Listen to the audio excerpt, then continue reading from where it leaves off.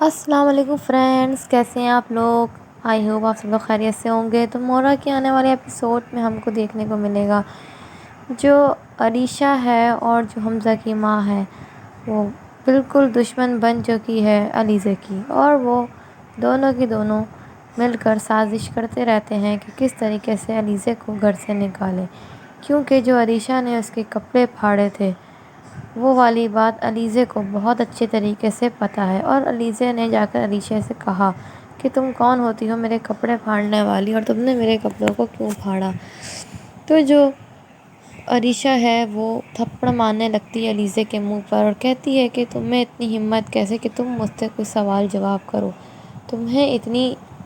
اہمیت نہیں ہے اور نہ ہی تمہیں اتنی اجازت کہ تم ہم لوگوں سے سوال جواب کرو، میری مرضی میں جو بھی کروں۔ اور ایک دم سے علیزہ اس کا ہاتھ پکڑ لیتی ہے اور کہتی ہے کہ یہ میرا بھی گھر ہے اور اپنے ہاتھوں کو ذرا قابو میں رکھا کرو،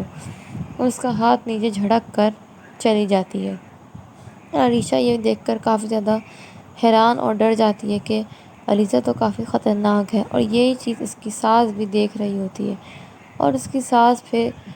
بولتی ہے عریشہ کو کہ تم پریشان نہ ہو، میں اس کا بندوبست کرتی ہوں۔ وہ ڈائننگ ٹیبل پر جب سب کھانا کھانے کے لیے بیٹھتے ہیں تو وہ علیزہ کی ساری باتیں رکھ دیتی ہے اپنے شوہر کے سامنے، اور علیزہ کو کہتا ہے کہ علیزہ کی اتنی ہمت کیسے ہوئی کہ عریشہ سے بدتمیزی کرے، عریشہ تو ویسے بھی اس گھر کی بڑی بہو ہے اور وہ چھوٹی، تو اس کو اس بات کا احساس اور خیال ہونا چاہیے کہ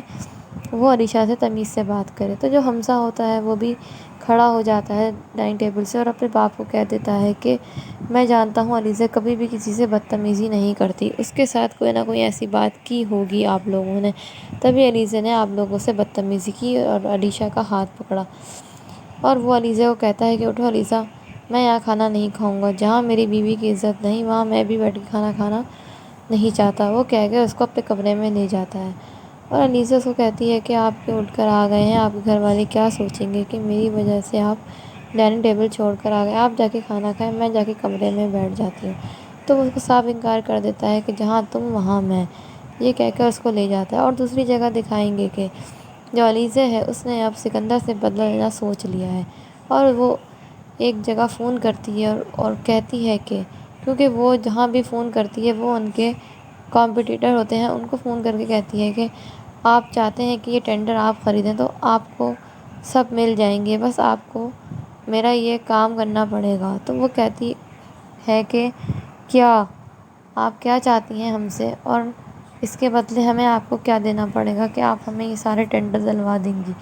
تو علیزہ کہتی ہے کہ مجھے کچھ بھی نہیں چاہیے، بس ایک شخص کی بربادی چاہیے، اور وہ ہے سکندر ہمدانی کی۔ یہی دکھائیں گے ہم کو نیکسٹ ایپیسوڈ میں۔ اللہ حافظ۔